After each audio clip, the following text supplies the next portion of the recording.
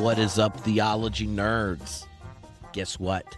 Today on the podcast, we have Pam King. She's back, psychologist, theologian at Fuller Theological Seminary, ordained Presbyterian, runs the Thrive Center there in Pasadena, and just one of those really fun, smart people to talk to who also happens to have her own podcast. Just saying, I'll link to it. Look, we throw around words like flourishing or the good life or things like that, like it just makes immediate sense. Now, Pam complicates it. She's a psychologist who studies what actually makes people come alive. And I wanted to talk to her about it on the show. She draws a hard line. Flourishing, that we usually use the words, it's like the weather today. And thriving is like the climate over years. And thriving includes growing through the worst of it. She told me about watching her neighbors' houses burn in the Altadena fires and still asking the question, can you thrive through that? We got into why growth is never linear, why your agency changes the whole equation. If just be happy was never quite a fit for you, then I hope you enjoy it. And honestly, those of us that are nerds, easy happiness, we don't trust it. So maybe this conversation about thriving will equip us with some of the psychological science to have a more honest and yet hopeful view of what thriving in our world and time looks like. Thanks, Pam, for coming back on.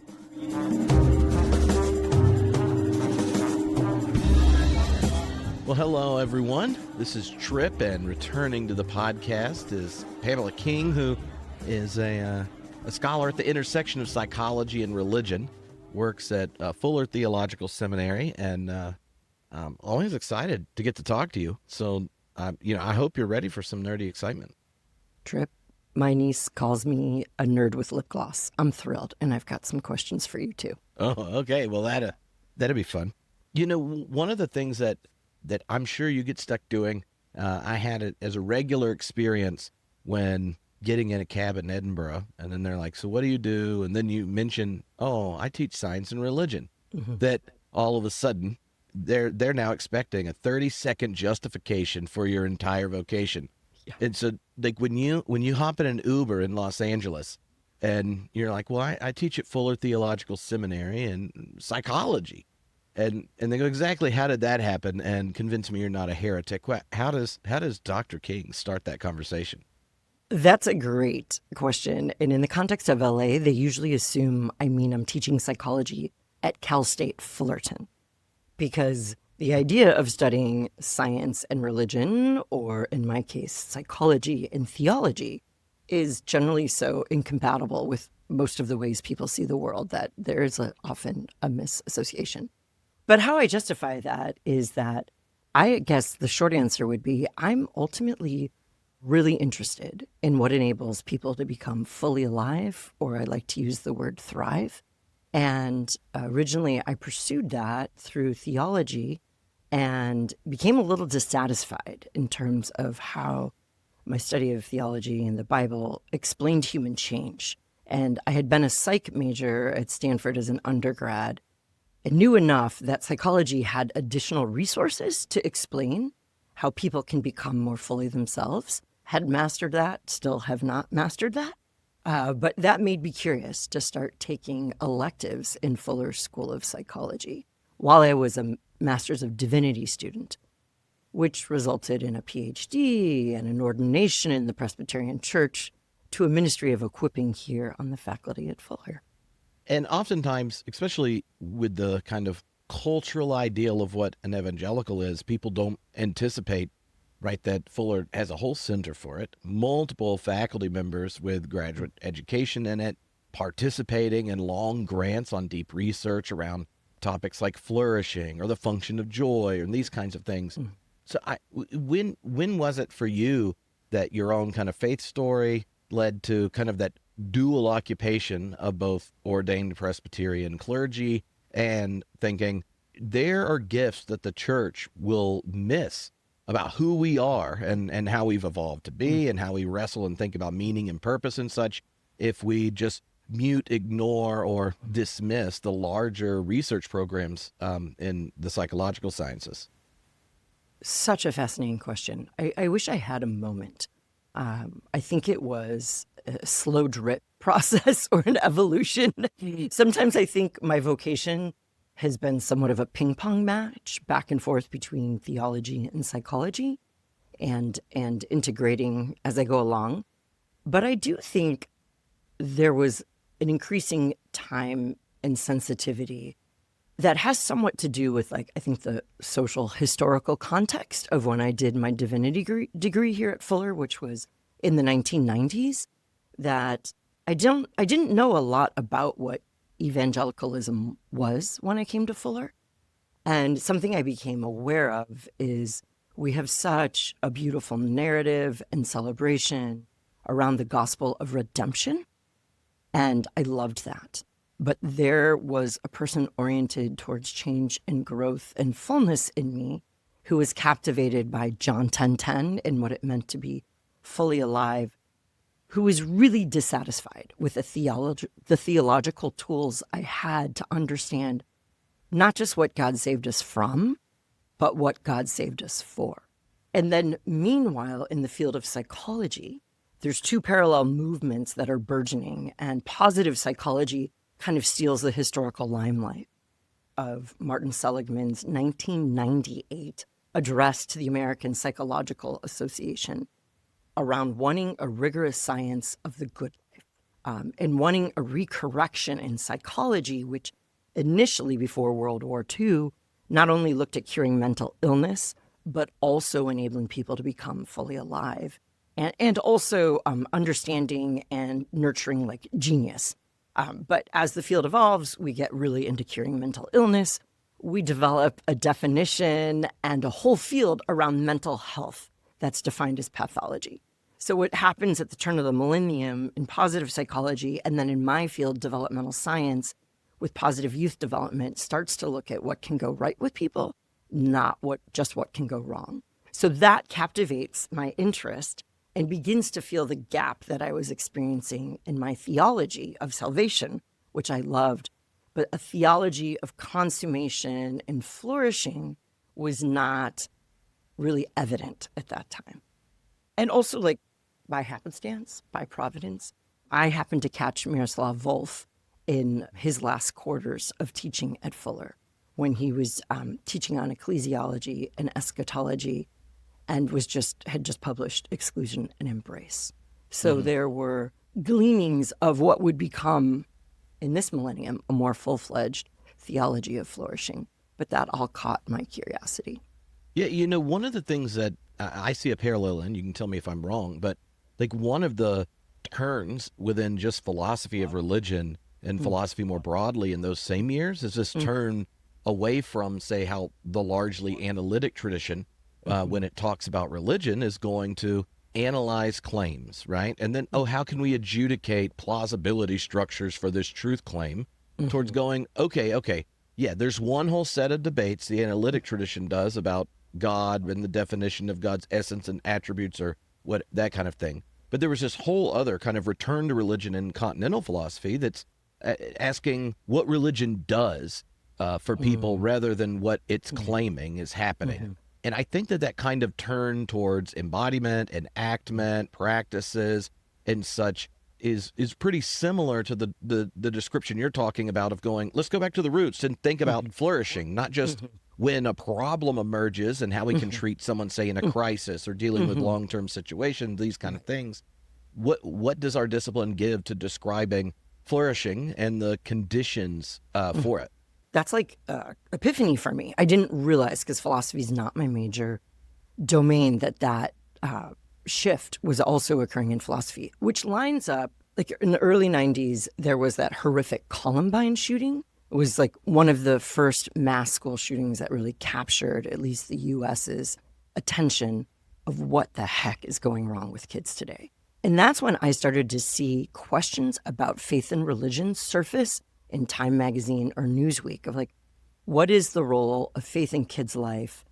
They were beginning to publish studies that, wow, kids who are more religious are less violent. They're less addicted. And so this look at function of like, how does religion function in people's life? And Brad Larson, others in adult psychology were also beginning to look at like, yeah, how does it function? What does it do for us? Promotes longevity, promotes health, etc. So that was all happening in psychology. And I got really curious about that. And the conceptual or theoretical and methodological rigor in those days was very thin. So like psychologists, sociologists were like, do you go to church? How often? Is it important to you? And that was the extent of our way of operationalizing or measuring like spirituality, faith, religion, devotion, all that. You mean, you've mentioned flourishing, but also in a lot of your work that becomes a concept that you use. So I wonder, including the examples you just gave, like when you look at the kind of data the psychological sciences tend to, what does the research actually tell us about whether or how religious practice contributes to flourishing? And or maybe like, what are the constellation of metrics where you go, there's some consensus without an a priori, faith commitment that this results in flourishing? Well, if I can say two things, You can say potentially as much as you edible. I prefer the word thriving than flourishing. Okay. And I'd love to distinguish between those two terms because I think they're helpful. Yeah. So flourishing is the predominant construct used in theology. And that tends to refer to a state of abundance, of living in relationship with God. Miroslav Volf will talk about a life going well, feeling well, and lived rightly. And I think he provides a very descriptive eschatological ends of the entire completion of all beings, persons, the created order, coming to completion through unity in Christ in the end times. And so that's a pretty full description of flourishing. Within the field of psychology, flourishing is more established in this realm of positive psychology, which has very much emphasized personal well-being, life satisfaction, and happiness. So it's often referred to as a state. It's a feeling of that life is going well. That original conceptualization has been challenged, and people have pushed more Eudemaic understandings of like, no, having meaning. But it's really meaning beheld by the beholder. So it's very individually oriented of like, what is meaningful to me? Where thriving is a term that comes from the developmental sciences that really looks at change over time and understands that growth is not linear. And so that to thrive doesn't mean that everything's going well in the moment, and it may not even feel good. So how do we thrive through adversity and challenge and grow into our wholeness and fullness? And one of the assumptions behind thriving is that there is a relatedness that is reciprocal, so that there are mutual benefits between an individual and their context. So a podcast episode might be a thriving experience when we're both learning and gaining and giving and receiving.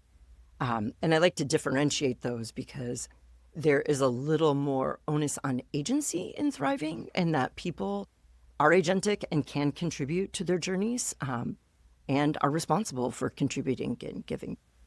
Mm-hmm. So, No, that's really helpful.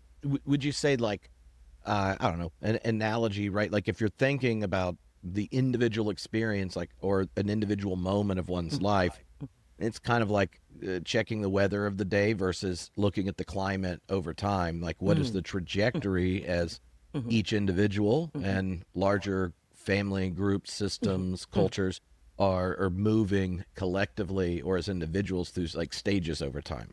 yes. And I think, just like you were saying, philosophy went through shifts. Psychology has gone through some major shifts where we used to, like, modernity was full of stage theories.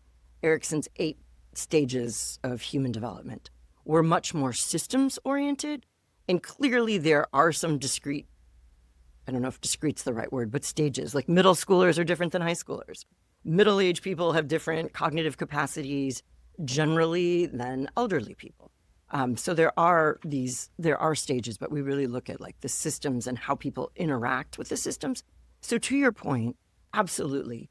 I love the idea of looking at taking the temperature of the day versus looking at like the overall climate of a season. My office, should I flip my screen around, looks over the San Gabriel Mountains, and I watched my neighbors' homes burn from my home and from my office in the Altadena fire last year. So that's a really great example of like, can you thrive through a mass catastrophe? Not every day, that's for sure. There are days where you are surviving. There are days where you're striving to pull it all together. And then there is a sense of, even in the loss, in the grief, making meaning, finding connection with others, with yourself, with God, that can enable you to have a sense of if not growth today, growth tomorrow, or growth another time. But through the season, there's resilience and change. Yeah.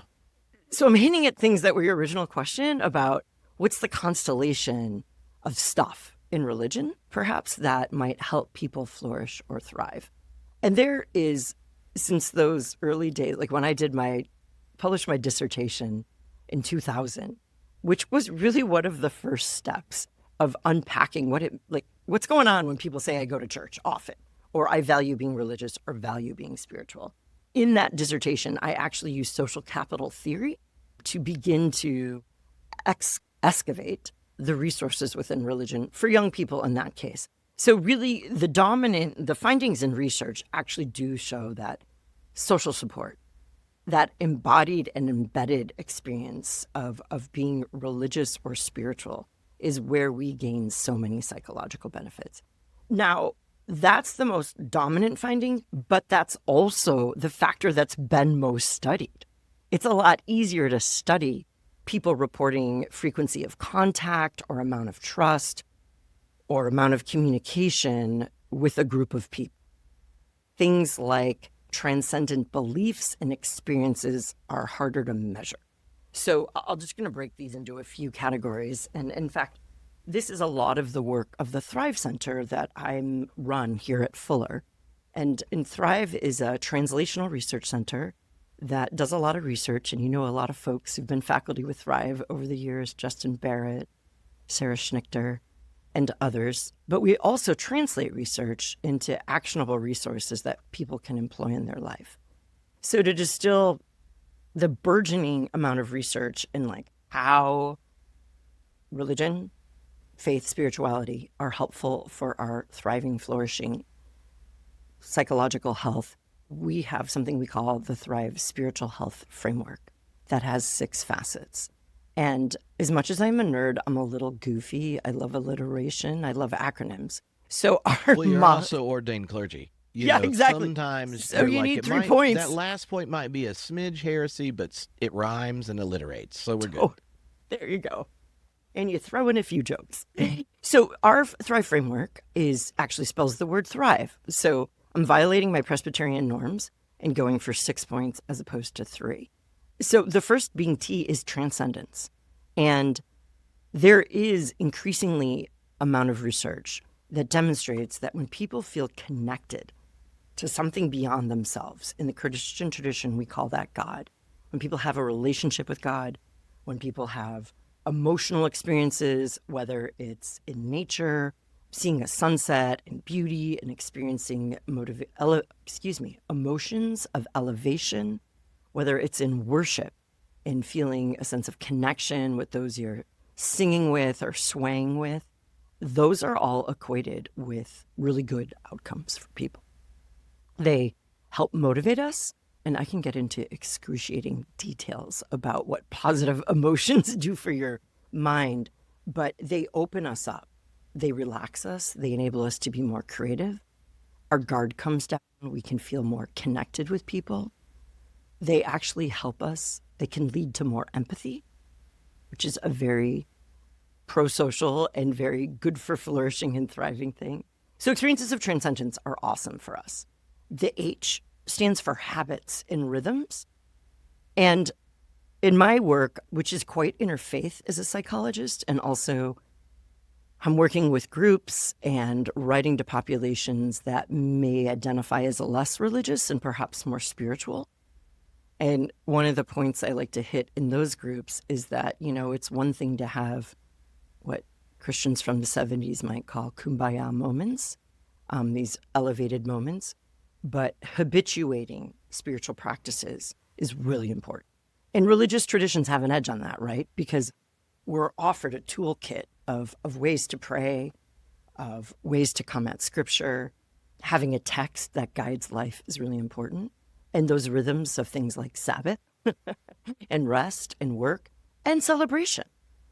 Our rituals, our holidays, Easter, we just came through at time of recording, are so good to pause and celebrate and connect.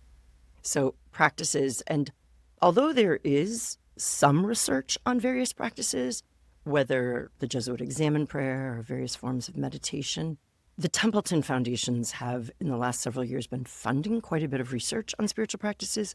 So in the literature, the psychological literature, we'll be seeing more publishings on these. So I'm really excited about that. The third is R for relationships and community. And that's where I started the work of many social scientists. And most recently, Tyler Vanderweel, who heads the Harvard Flourishing program as an epidemiologist, has done a lot of research showing the power of social support and social connection for flourishing that comes through religious traditions. So again, I know many in your audience might identify as deconstructing or as deconstructors. And I teach graduate students. It's a really important time of life to question kind of things that have been handed to you.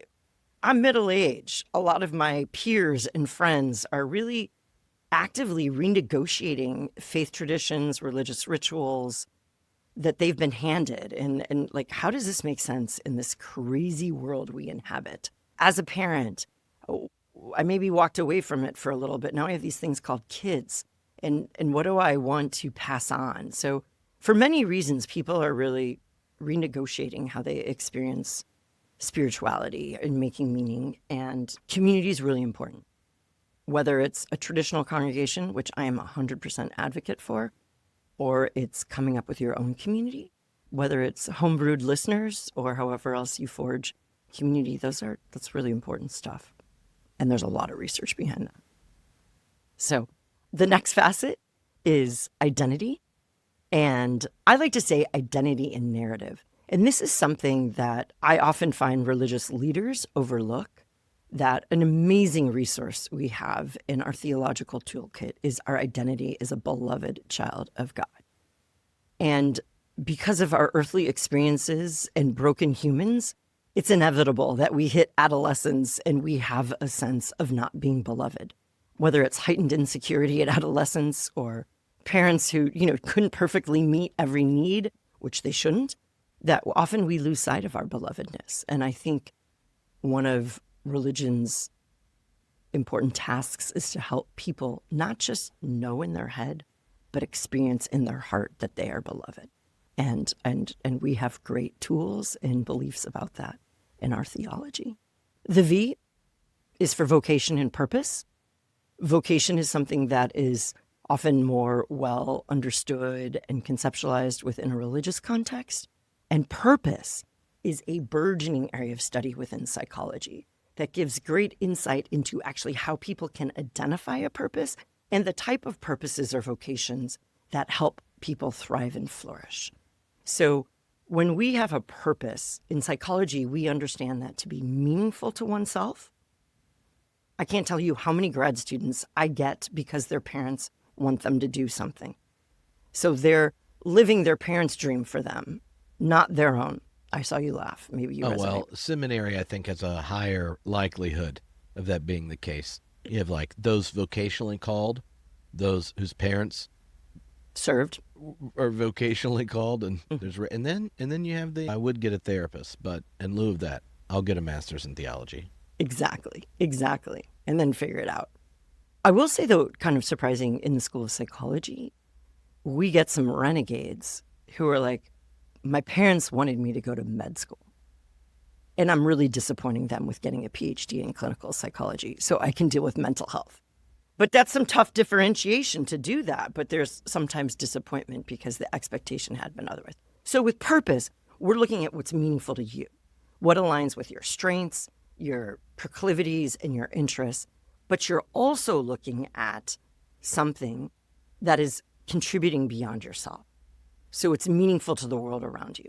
And there's actually an argument in the purpose literature and psychology, like, does it need to be pro-social? Can it just be self-serving? But you get those benefits around thriving or flourishing when it's bigger than you. And so that might be like, like you and I could each have a podcast because we're curious and we like talking to smart people and want to ask questions. Or we could host a podcast that we ask questions on behalf of a broader audience for their. So when it does both, that's an effective podcast. But the third thing about purpose is not just something that's meaningful to you and contributes. It's an enduring life goal. It's actionable and achievable. So when I studied the development of purpose in younger people, I'll hear in spiritual exemplars, I want to glorify God. And that's a great purpose, but it's not actionable. Like they don't know how they want to glorify God. So development over time is getting clear about that. So I might ask you, like, how Tripp Fuller experiences a sense of purpose in this, from this idea of having an actionable goal that might change over time, that's meaningful to you and contributes beyond yourself. Is that something that comes to mind for you?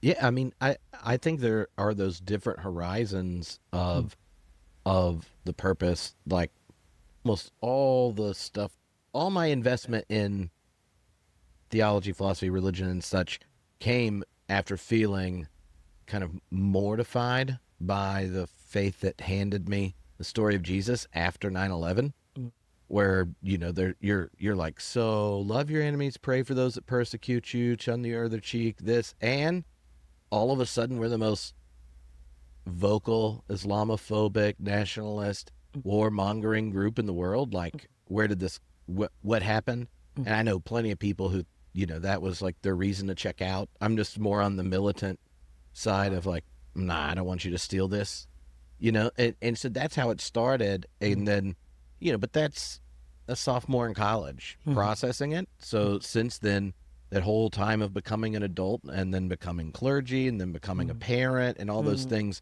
there's like the purpose question that started as, well, I mean, I can't know for sure if any of this is true, but it is beautiful and compelling, and the world would be better off with more communities centered around the canonic mind of Jesus or whatever. But then what it's looked like, and what does that look like when I was serving as clergy, or when I became a parent, or those kind of things has changed over time, or it's gotten actionable in, like, in this particular vocation or task, what's it look like? And yeah, and one of the, I mean, even the way you said that, I noticed, I mean, I was a youth minister for 15 years, or campus Lord minister. have mercy. You're more likely to, at least in my experience, I was much more likely to hear an example of, like, them telling me a more specific purpose than, like, well, I want to seek the truth and live in love, or I want to glorify God, or whatever. And I found, really, after I came to Los Angeles and youth there, a lot of it was helping them narrate the way in which the presence of justice or love or these kinds of, like, deepest values of the faith, that they desire to do something about it. Like, going like, yeah, like, and that's not just your purpose.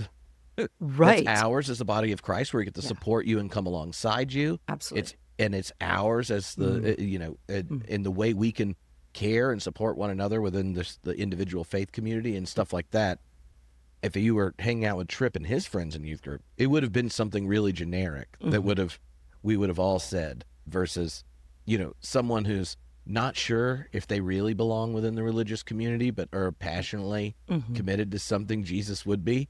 And I found it much more my task to help, like, do God spotting in their narration of their story, and being like, no, you're saying yes to something, and I want to celebrate it with you. Awesome. With a horizon of transcendence, going back to your tea.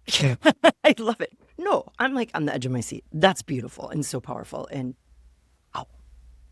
all those kids in those 15 years got you, helping them God spot and help them clarify their narrative and understand not just who they are and who they're becoming, but who they belong to. Because our belonging so shapes who we're becoming. But I really love how you're talking about this sense of purpose, of using these various like philosophical, theological tools to help people to be able to God spot, to be able to experience God in their life, and to understand that they're walking in God's way, even if they're not checking the boxes of those doctrines that they were originally handed. I love how that transcends, forgive me for using that word, I'm using it a little differently, the different roles you played. You said, I show up as a parent, I do this differently, or as clergy, or as podcaster. But there's this theme, this kind of goal, this movement that's moving through your life that is playing to your skills, obviously, and helping others. I think that's really cool, and thank you for saying that. The other thing I'd comment, that fourth facet, identity, I mentioned I like to say identity and narrative. I don't know about you, but I find identity stresses people out. Like they're like, oh my gosh, what's my identity? Like I should have this contained or sealed and it all figured out. And how do I do that? It can be overwhelming. And I love the concept of narrative because it's this evolving story that we tell about our life. Like we can go back all the time and be like, oh, that happened? I thought that's what my dad was thinking when he said that. And what he was not disapproval, he was choked up in tears. So we can retell our stories. We can go back and look for God. So I love that idea of narrative. The last facet is the unsexy one that nobody wants to talk about or have me talk about, but I think it's really important. It's ethics and virtue. And one of the greatest things that religion offers us is, and I'm going to say, an evolving sense of ethics. Just as you pointed out, like kind of our conceptualization of love your enemy was really challenged at 9/11. 9/11. And it's evolved or devolved in many ways since then. And so how, as people who know the love of Christ, how do we live out that love? How do we understand that in our ethical ideals? And how do we inhabit that in virtues in our life? And there's a burgeoning study of virtue science right now that really gives great insight in how people can become more compassionate, more generous, more forgiving, experience more gratitude, have more grit and perseverance. So there's lots of quote unquote hacks, practices, but research gives a lot of insights of how we can build up those skills. Yeah, and just so everyone knows, there's lots of research on the Thrive website too. So if people are wanting to see what the kind of the project of Thrive and that translating psychological research for faith leaders and such, there's quite a bit there.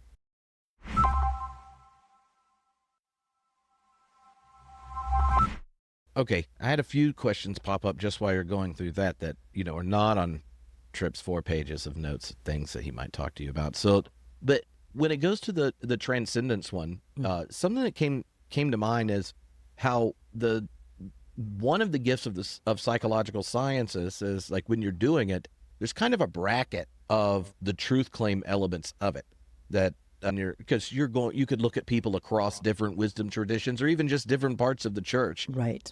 And a lot of what that research is pointing to, and you can nuance it and correct it if I'm wrong, but that there is a kind of truth about transcendence, enabling and equipping, a kind of thriving that is unrelated to the picture of truth they have in their head, that this affirmation of transcendence as an element of a thriving person is something that can be looked at before you get to any of the discussions that, well, basically since Protestantism, we're like, well, I think that's true, Pam, but first let's explain our hot takes about the different interpretations of the Eucharist that separated all the different Protestants, and that kind of thing. Absolutely.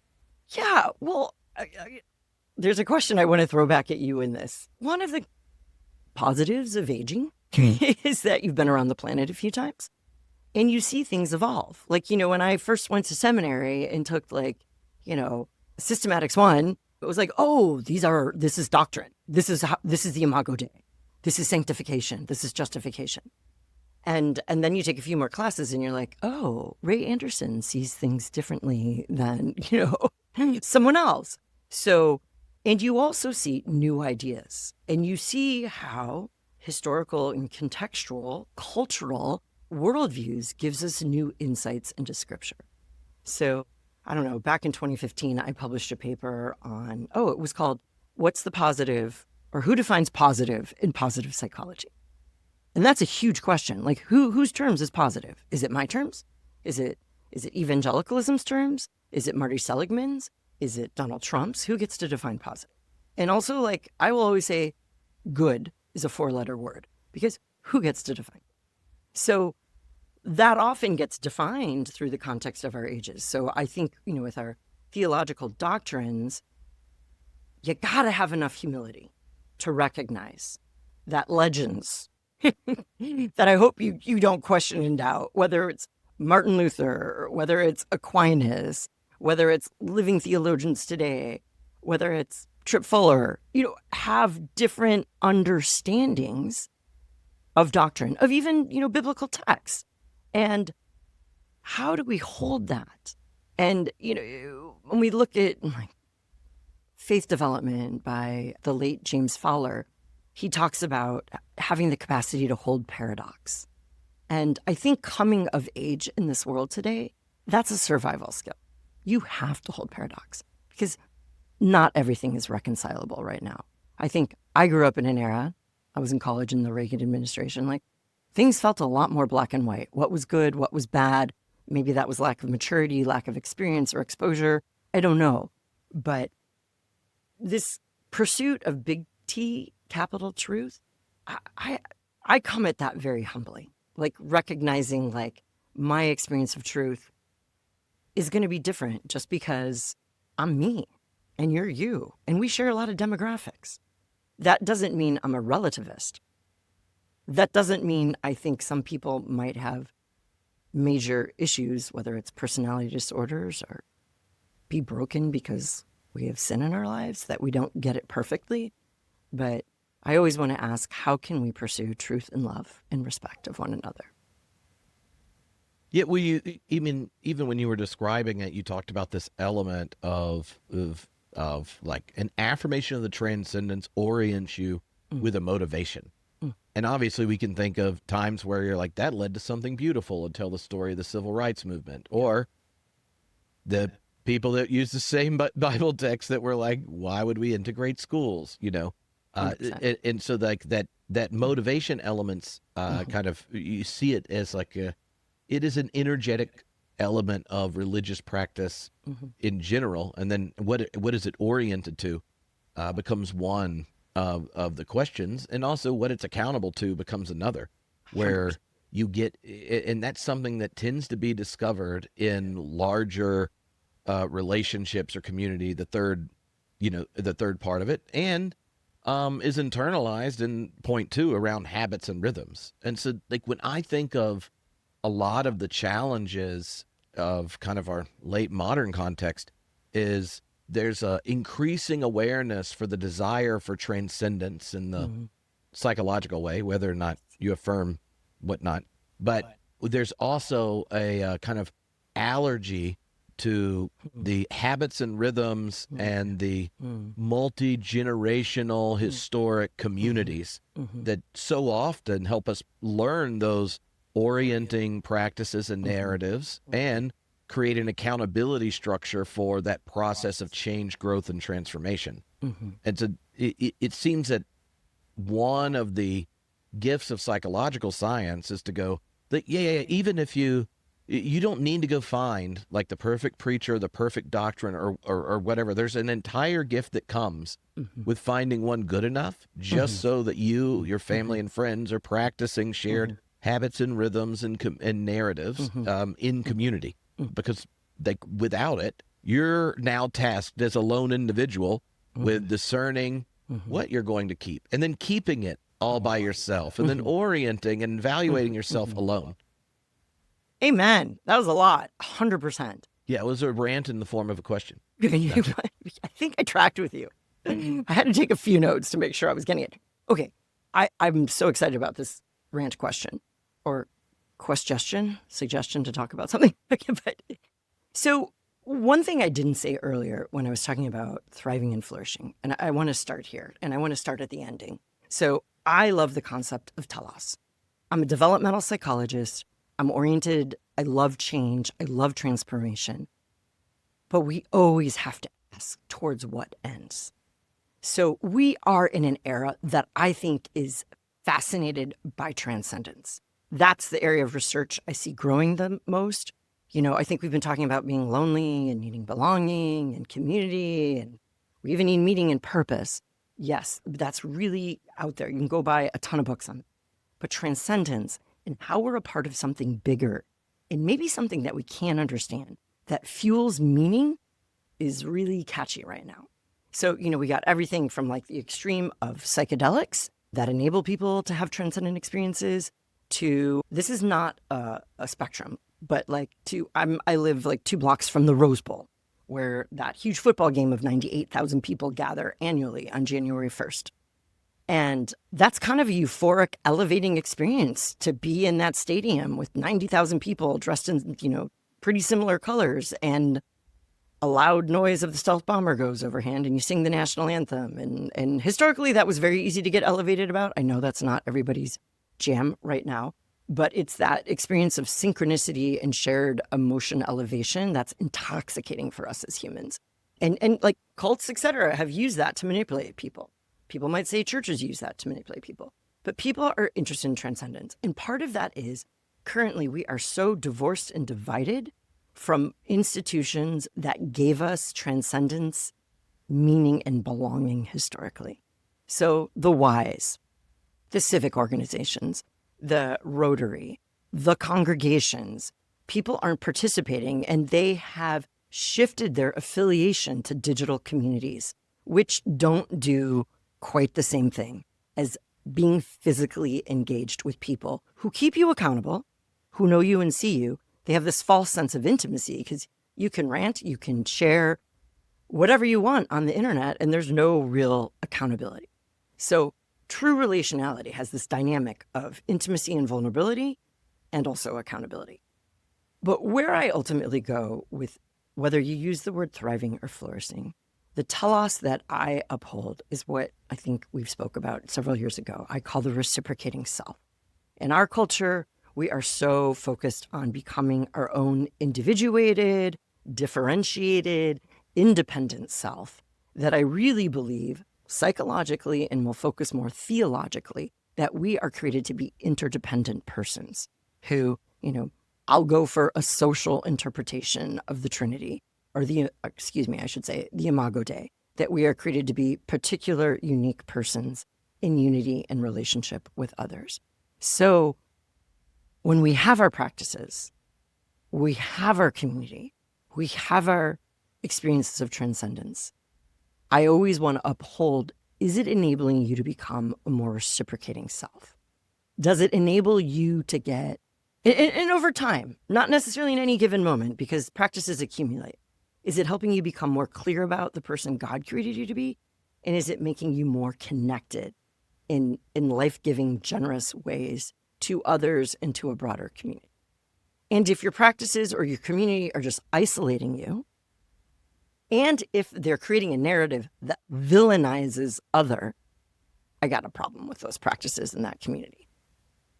So I think, like, in my interfaith work, I'm constantly inviting people to consider their own religious narrative with a broader narrative of humanity, of like, how can a narrative that, whether it's Islamic, evangelical, how can it be inclusive of me or others?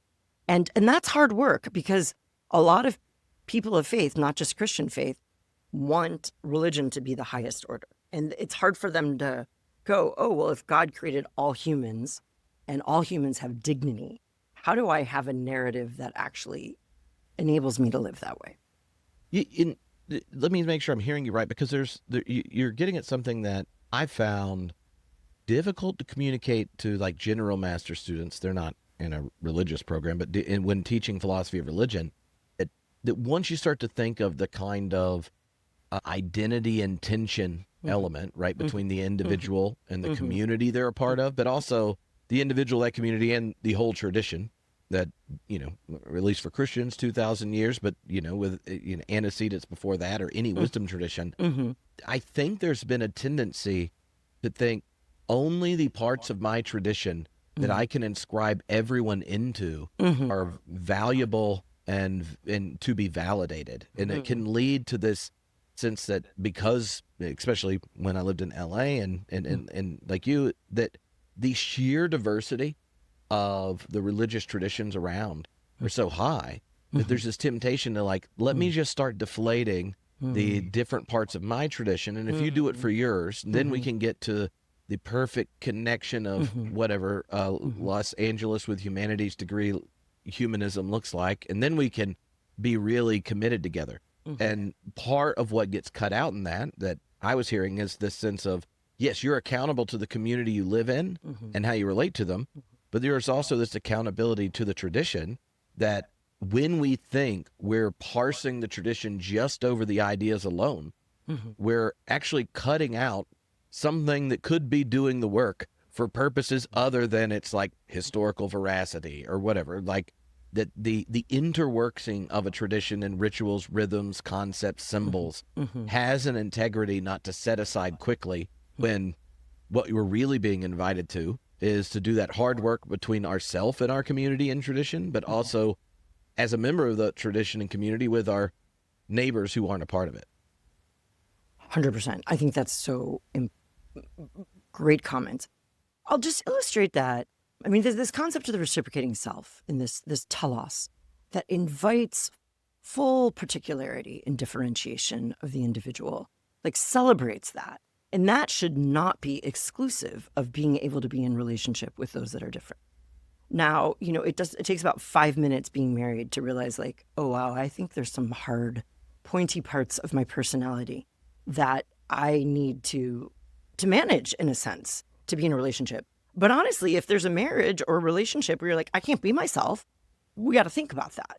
So there are other, like, polite things or things that might give insight. Like, I might need some help working with this, or might need to understand how this impacts other people.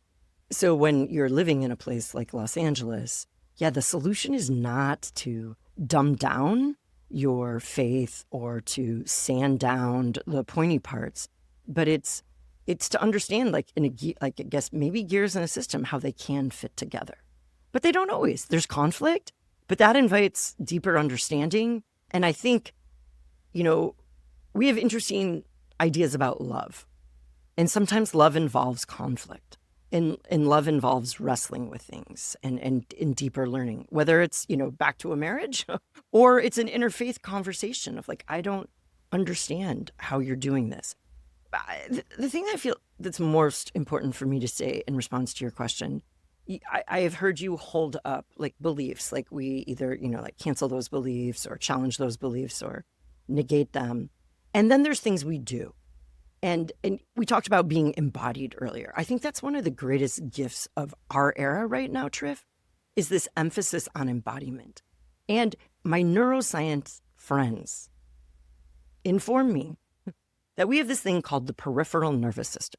So we all know we have the brain as part of our nervous system, but we have nerves that run through our whole body. If anybody's had stomach issues or inflammation issues, you probably know your gut and your brain is connected. We have an immense amount of neurons in our guts. And we talk about gut instincts. As humans, we get an extraordinary amount of some form of knowledge and wisdom through our body, through our nerves. Like, we read facial expressions. We feel things, we smell things. And that's where the online thing has limitations. And I think as Christians, and you even mentioned working with young people in LA, like helping them spot God in their narrative when they were, like, doing acts of service or something. Sometimes we learn by doing. And sometimes, especially when there may not be agreement on beliefs or that feels untenable, shut up and do something together is an idea. Shut up and serve. Okay, so I've been thinking, you've brought up the kind of problematic nature of our kind of, I don't know, our modern context of asking the good life question. And the reason I think a lot of interest gets drawn to it is the more we're aware of how unique the current Western experiment is culturally, the more we ask questions, right? Like, most of human history you weren't born in a place where there's a multiplicity of wisdom traditions and the option of not participating in one. It was just kind of the shared infrastructure of cultural spaces there, and even the roles you're going to play in society are rather stable, multiple generations, and often our place in it was different, right? So there are all these elements that modernity's changed, and then you throw on top of it the Protestant sense that, you're now there to articulate for, here I stand, I can do no other. You're articulating your beliefs, where there's a kind of ethical demand to be able to speak it. And that makes where like the individual's responsible for something that used to come where there was a lot of inherited inertia, and you're doing it in a context where there's a multiplicity of options that it seems like the only thing we share about narrative of the good life is, I don't know, doing well enough economically to retire. And until we get there, there's not a lot of conversation about it. And it even shows up in churches where you have this individuals deeply participating in like spiritual retreats, practices, activist groups, all these kinds of things until they go through college, and then they check out. But once they start retiring, I would get all these baby boomers. I'm really going to give, now that I've retired, I'm going to think about my spiritual life. And so I wonder, when you're thinking of this big thriving picture, if there might be unexamined habits of our cultural context that would be worth problematizing as people of faith, and not kind of accept the frame in the predicaments we've been given. I think what I hear you saying, and I love rather than problematize, I love opportunitize. That's the thriving person in me. But yeah, so like, I think one thing I hear you saying is like, there's a lot of cultural assumptions that, you and I, well, some people wouldn't envy us, but we get to think about these things. Like, what do people mean by good? Is that problematic? Is that opportunistic? But a lot of people are paying bills and, have busy jobs and kids who poop in their pants, etc., and are really busy. So yeah, I think it's always important to question those assumptions. And that's where so another way of coming at telos, and like, if I've got, 2 minutes to talk about thriving, my bottom line is like, lean into love, get love, and live it out. So as a person of faith, it's like, how do I experience more of God's love? Through transcendence, community practices, in my identity, my purpose, etc. And yeah, how do I live that out? What are my ethics that enable me to live out love? And how do I understand my purpose? Like this big P purpose of like, that is the through line through my roles, my goals, and my soul. And I think that is helpful. And how, and am I living with integrity to that? Because we know, like, we hear a lot about basic human needs, Maslow, there's other approaches, food, shelter. Well, for humans, meaning is a basic human need. When we don't have meaning and when our lives are increasingly incoherent, that's when we get like mental health issues. And in this world, it's really hard to have coherence. You gotta like embed yourself in an echo chamber, and then you can have coherence. You can't do that in LA because there's just too many different types of people. Or you got to work really hard at understanding like, what is meaningful to me? What is right? What is wrong? What do I value? And how do I live that out across the different realms of my life? So then we focus. I love your question about kind of ages and stages in life. I have 3 kids, a senior in high school, a sophomore in college, and a freshman in life who's got his first job, just did his taxes this weekend for the first time. So proud of him. But also realizing like paying bills is real. And he's an Ivy League math econ major. He's doing great financially. But he's also going, oh, some of this work is not that fulfilling for me. Like, I'm just making people money. I'm not changing lives. And we all have to reconcile in our lives, like, how do I pay bills, provide for my family, provide for myself if you're not in a family? I will say you need to give to others. Like, as a human, you need to give to others, whether that's tithing or supporting local nonprofits, serving, you got to show up somewhere to be fulfilled. There might be different, like, emphasis at different points in life. Like, there are stages that are just really busy establishing a home, or establishing a life. And there are stages towards retirement where you might have more means and more time. And I'd love to point to Fuller has a Dupree Center for Leadership that is a similar center to the Thrive Center.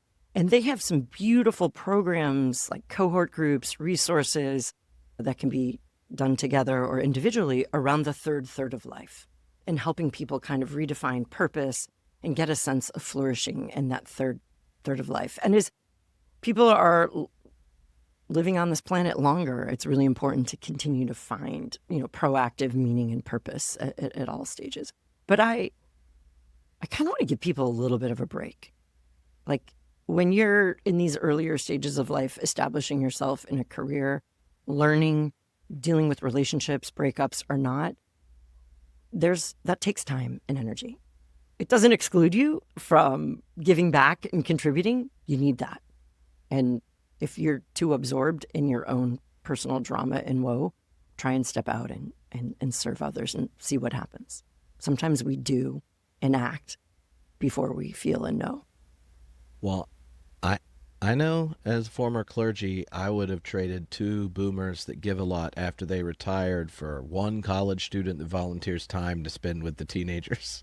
Like if you're just, or a young adult who's had their first job and they're like, there are lots of ways of contributing that are, framed very differently. Absolutely. And I think, an opportunity of our age is to think creatively about how to contribute. You mentioned when you're trying to get the telos point quickly, you gave a little tripartite iteration of love, and it made me think and now I'm wondering if I heard you do this, because at some point I thought with this feeling in my head, like I have 3 kids, and you very quickly understand how little determining influence you have on them. And there's so many things about them that by the time they're 10 have been there the whole time, and you can either like make a problem or make an asset, and such. And so there's, I think that one of the things I'll do it at night when I do my reading time with the littles, the senior in high school's not asking me to read for him. Darn, I hate that.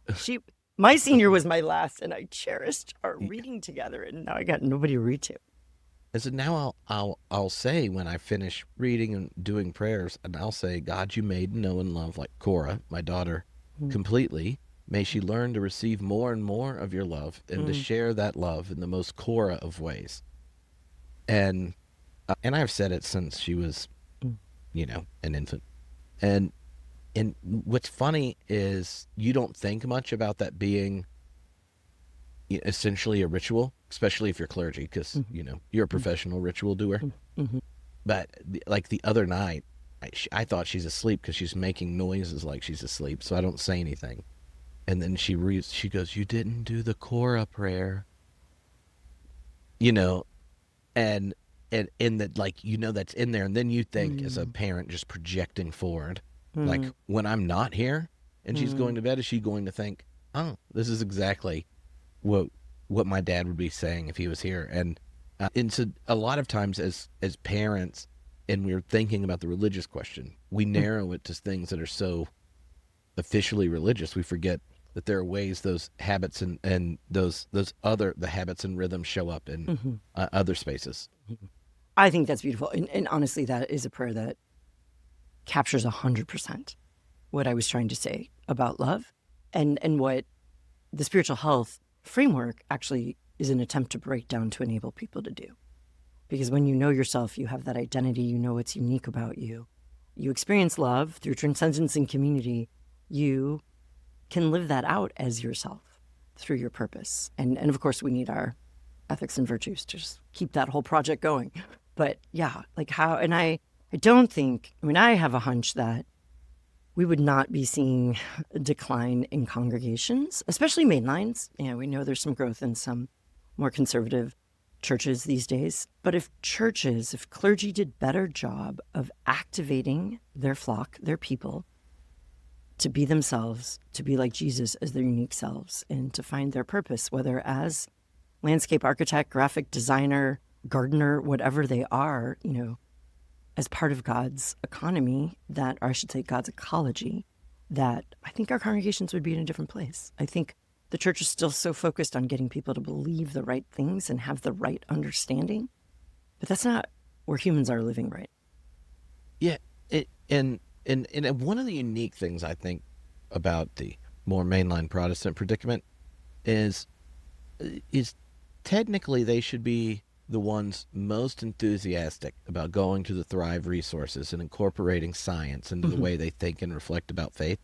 And but then you go, and like if you were to hold up a room of clergy and say, like, who thinks God knows and loves everyone, wants the best for them, their neighbor and their enemy, you aren't getting hesitation among mainliners that are like, well, exactly what's the status of this religion, or what about this particular sin? They're more likely going to do that. And then I find two predicaments of mainline Protestantism fascinatingly ridiculous. One, we will spend the entire time educating someone. If the kids get 1 hour a week at the church we would rather spend it telling them what they're supposed to believe, to make sure they don't believe the wrong version or the dumb version. And it's not even like developmentally appropriate for a 9-year-old to be discussing like the historical constitution of Torah. But nonetheless, we'll think that if we educate them long enough, then after confirmation, they'll go to worship.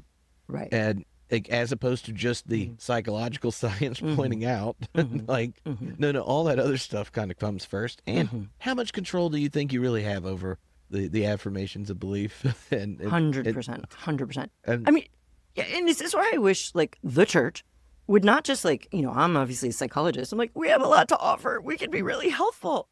But also so do educators. Like, pedagogy right now, like in, like K through 8, like is very action oriented.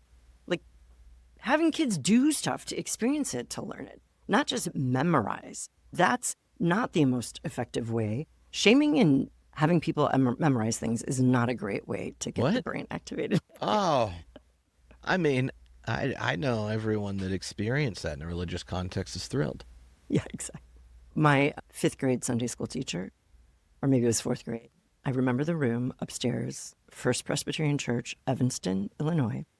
I got an M&M for every, of the 10 Commandments I memorized and books of the Bible I got in order. I was like the first. My mom was a total health food freak, so I never had M&Ms at home. I was like, yes! So.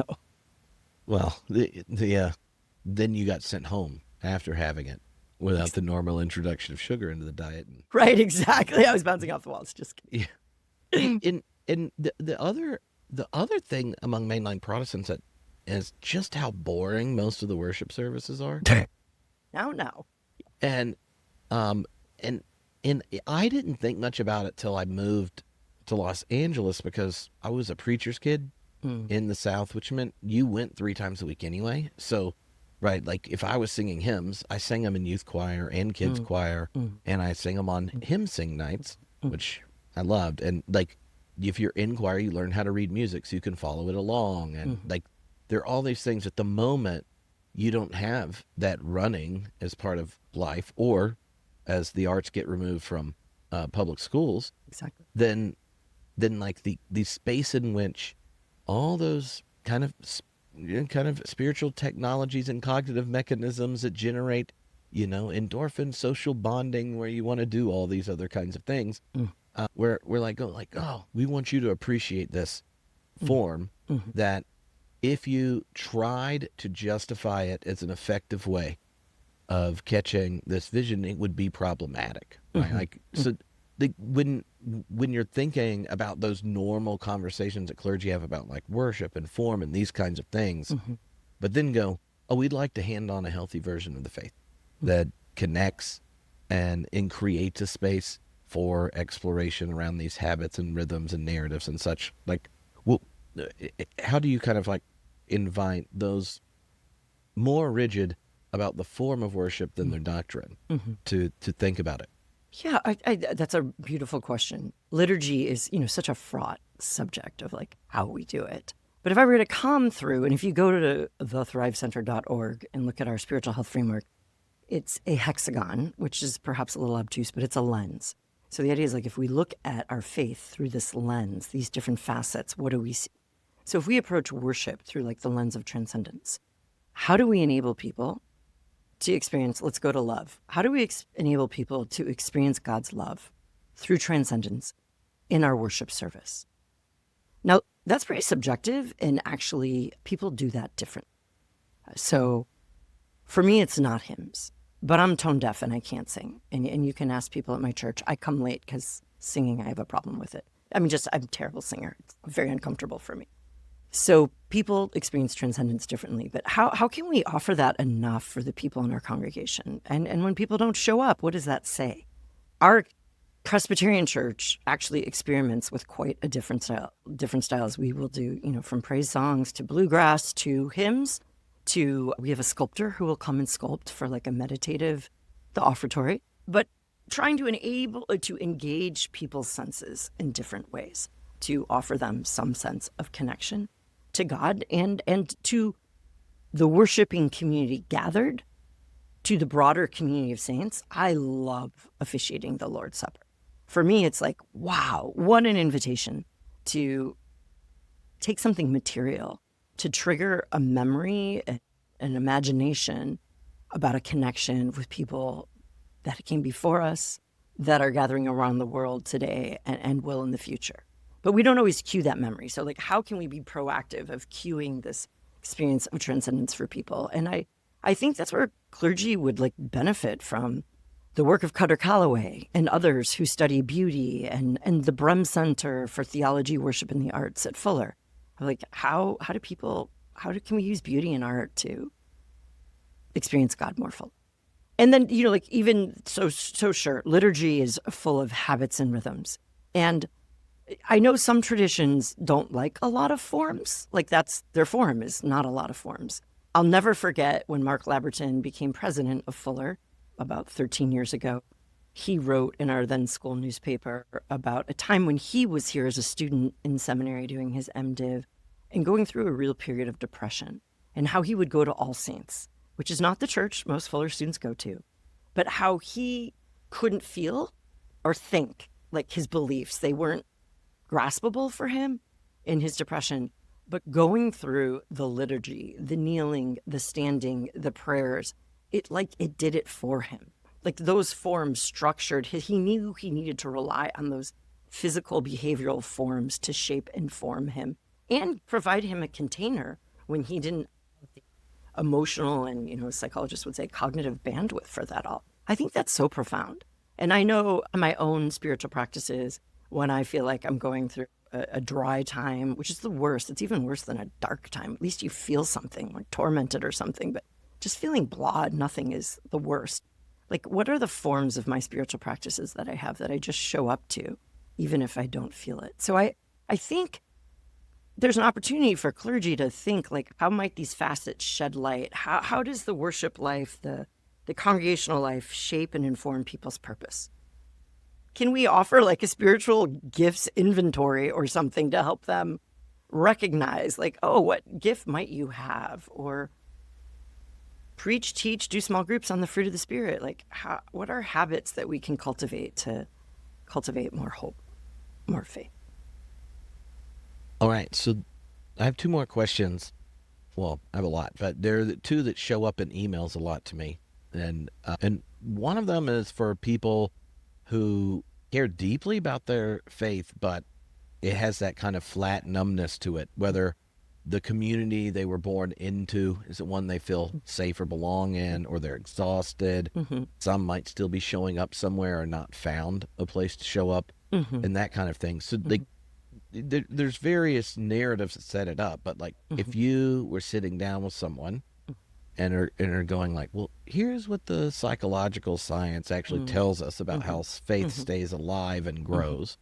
What would you tell them? Like, what are the practices or conditions the research says actually make a difference between a faith that withers or one that deepens over time? I think there's a ton of practical hacks, thoughts that really come through the spiritual health framework.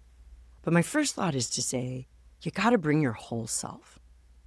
And Sometimes, like, the congregation may not welcome your whole self, may not welcome women in leadership, may not appreciate the giftedness you have, may not have a space for your creative gifts or your organizational gifts, might just hold up those who are, pastors to be.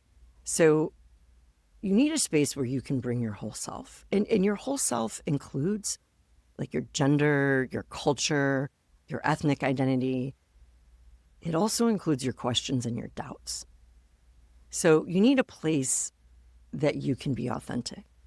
And sometimes that's too much to ask like a big congregation to be that for you, but then you got to find your space in that congregation, whether it's a small group or a group of committed friends.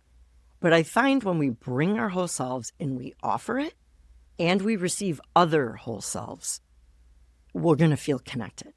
And then I would say extrapolate that to your relationship with God, like your prayer life.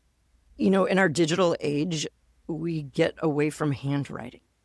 There is something about handwriting that connects, especially when we write stories, like you're journaling and writing about your day. It actually integrates those hemispheres of your brain. So I know in my own life when I'm feeling like, oh my gosh, overwhelmed, the list is so long, I'll be like, oh yeah, when's the last time I just took time to journal what's going on with me? I'm a pretty consistent journaler, especially in seasons, but sometimes I don't go like, oh, today sucked for these reasons, or this was great. This is what I'm grateful for. Or, I'm wrestling with this issue. And I actually, when I do that, it really calms me down. And I think those can be moments. And then I also have learned to just pray and wait on God. Like, okay, just going to be in this silence. And I know I have this faith that Christ is at the side of the Father, making petitions on my behalf. I don't necessarily know what he's praying for in the moment, but some days I just have to lean into that. But I have to take the time, use the consciousness and perhaps the imagination to do that. But some days it feels like going through the motions, and to give ourselves grace for that, it's part of the process. But there's things we can do to be proactive in those moments and to change things. Yeah, that's hopeful. I host the With and For podcast, and two themes I do seasons of the seasons that have really struck me that I didn't anticipate from my guests is from a couple places. It didn't shock me when Jeanette Oak, our New Testament professor, talked about reading the Bible and showing up as a whole person and looking at it through your cultural lenses. But a couple others have brought up the significance of being committed to a text. And one was a mainline. I was having him on more for arts and community than I was like about faith. But recognizing like when you commit yourself to a text and to others who are helping you unpack it, that's really important. And I think in this era where we're so flitty and flighty, we're friends with whatever the passing trend of the day is, that a deep ongoing commitment to a text is becoming increasingly foreign. And I think it's kind of revolutionary. I mean, even a commitment to a constitution, if you're in charge of it, it's becoming fleeting. So, 100%. The hermeneutical return of relativism in a violent way is something. The other question I think is one that comes up for people largely around parenting. So, I mean, you're both ordained clergy, parent of 3, psychologists. So maybe like if you went back in time, to like right about the time you're going to become a parent for the first time, and there's you and a bunch of your friends and community people that are becoming parents with all the kind of questions, fears and such, where you want to raise kids with a living faith, but then are like terrified, like, am I going to push too hard here? I don't want to create resentment, but I also don't want to be so hands off nothing takes root. Like, what do you see as valuable, maybe you didn't think or anticipate about, or what kind of wisdom do you think that the science has for parents, early on, about wanting to hand off a faith with less baggage than the one they received? I think I'll trace or highlight a few things that we've already talked about. So first of all, loving your kids fully for who they are and bringing yourself. There's an older psychologist that talks about being a good enough mom in his era of writing, so a good enough parent. recognizing that we have limitations and actually being a perfect parent is really bad, because then you give a growing young person unrealistic beliefs that the world's going to meet every need. Now, where they're an infant, you kind of got to show up. It's really important. But even then, like there's moments where you're like, oh my gosh, I don't know what to do, or I've got to sleep. And so, but our embodying love, our being nurturing, our mirroring our children, like even as babies when they don't have words, when they're pre-verbal, like I think this is a beautiful thing of like mirroring. Like you got a kiddo who might be excited and kicking their legs. You might pat their bum to the same rhythm just to give them a sense to mirror their being. That's a really simple thing to do in a pre-verbal way. And some of us do that intuitively. You rock a child who's frantic and you calm them down.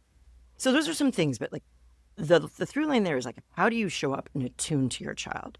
Because the attachment that they form to you is going to be the first attachment they experience with God. And so attachment can get kind of technical, but as humans, we tend to internalize what to expect in relationships. So like if you have a really close relationship and trusting relationship and caring relationship with your parents, you tend, this is not always the case, but you tend to anticipate that in other relationships. And research shows that you tend to anticipate that in a relationship with God. So almost how you relate with your parents initially might map onto how you relate to God. Now, that's not always the case. Sometimes there's like brain issues or whatever that get in the way from that. And I'm not wanting to put too much pressure on parents because that's not always the case. But I think there is like young people, like kids, love stories. Their brain is well suited for stories. So telling Bible stories is great. Telling stories about God in your life, in your own faith, is great. Like trying to teach truths and abstract reasoning, like sub 14, is not landing on a very spongy brain for that stuff. But imagination, like playing with kids, how do you imagine God showing up in this case? And practices like enabling kids to serve, enabling kids to lead, enabling kids to create with a sense of faith informing that, or debriefing that, especially like in high school. Like there's great research on identity development of like when kids do service and it's actually processed like in the context of Christian beliefs or narrative, or like the God spotting you did, that is spot on. From a developmental psychologist, that's really, really helpful. I also think, so my postdoctoral supervisor, Bill Damon, who's been a pioneer in the purpose research and an extraordinary adolescent researcher at Stanford, in a book, Greater Expectations, pointed to research that shows kids who have like 5 adults in their life that like know them. They don't even have to know each other, but it could be the coach, could be the youth pastor, could be the neighbor, could be the aunt. That kids who have these 5 adults in their life, loving on them, knowing them, encouraging them, that is an awesome way to quote unquote shape, nurture, form, influence kids. And if you're familiar with Fuller Youth Institute's Growing Young work, or no, Sticky Faith, their Sticky Faith work adopted Bill's principle into that and really encouraged churches to help, and parents to help identify 5 kids for their nurturing their faith. And that's a great thing you can do.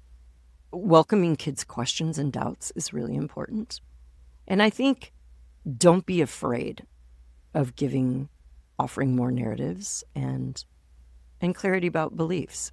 My kids, from a posture of curiosity, really enjoyed their confirmation class because they liked learning about the history of the Presbyterian Church. They were curious. They were like curious why those beliefs for those people now. Like I never thought about that as a kid. I was always like, well, yeah, this is what we believe.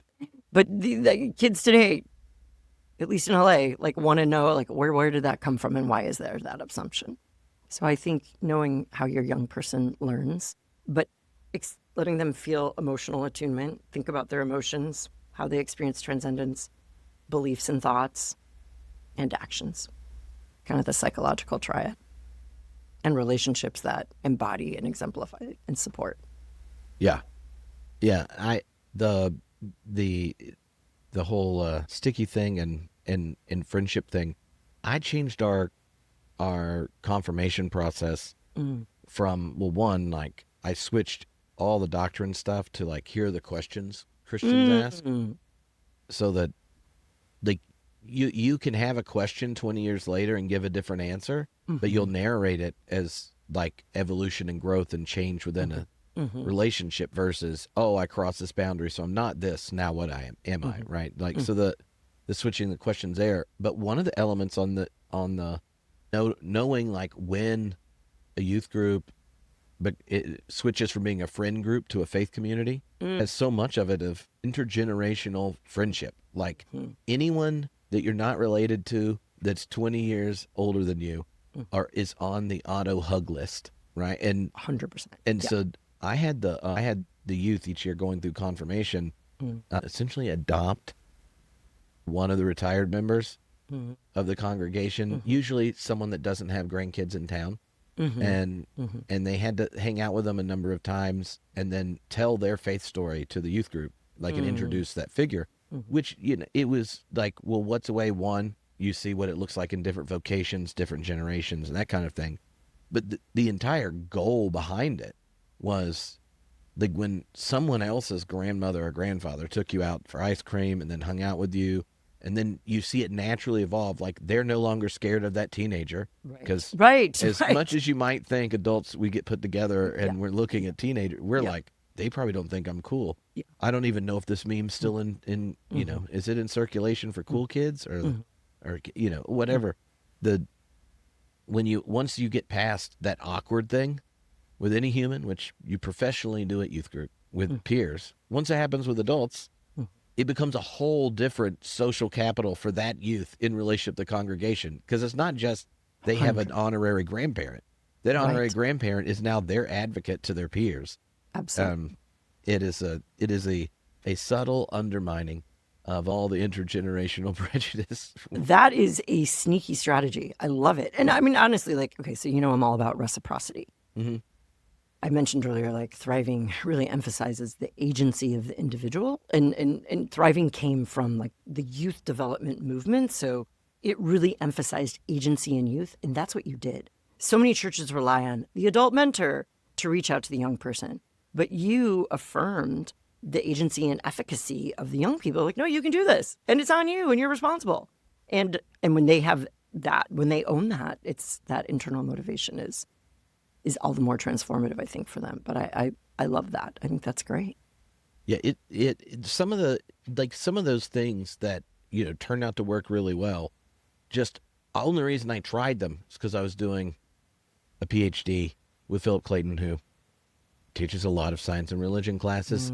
And so, like, if you're there doing psych and religion classes, you're like, oh, this is how it works. Well, so you're saying that regular worksheets where you fill in the blank about how cool UCC isn't going to help? Because I never liked the worksheets. And so, yeah. Some people do, though. Like, you know, there's a time and place for a worksheet. I'm gonna guess that the number of 16-year-olds that appreciate a worksheet is relatively small. I agree. And maybe you should be in your 20s before anyone says hypostatic union at you. I feel like that's a reasonable age.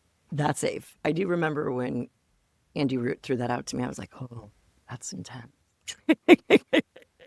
Yeah, well, we don't have to discuss Andy Root, but, you know, we work together now, so I like to give him a hard time, but I don't need him sending me a text message. No, we had a whole paddleboard conversation about the hypostatic union.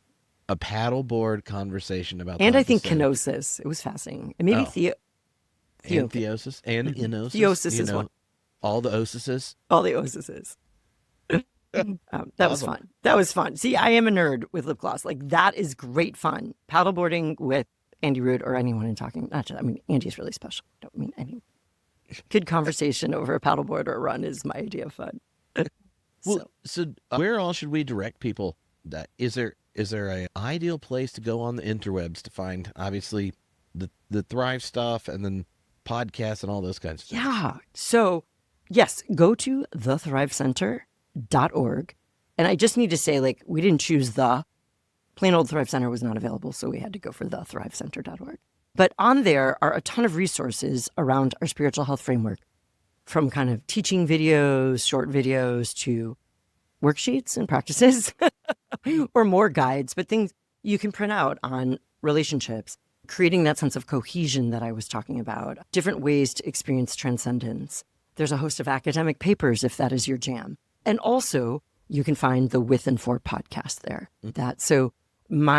I chose the name With and For Thrive's podcast because so many people think that thriving is about you or me and about my individual success. But really, we thrive when we're with and for others and God. So that resides there. It's also available on all other podcast platforms. Awesome. Yeah. Well, this has been a bunch of fun, and we don't have to wait as long for the next time we get to talk. Right? Please. And it doesn't have to be a paddleboard. This is really fun. Okay.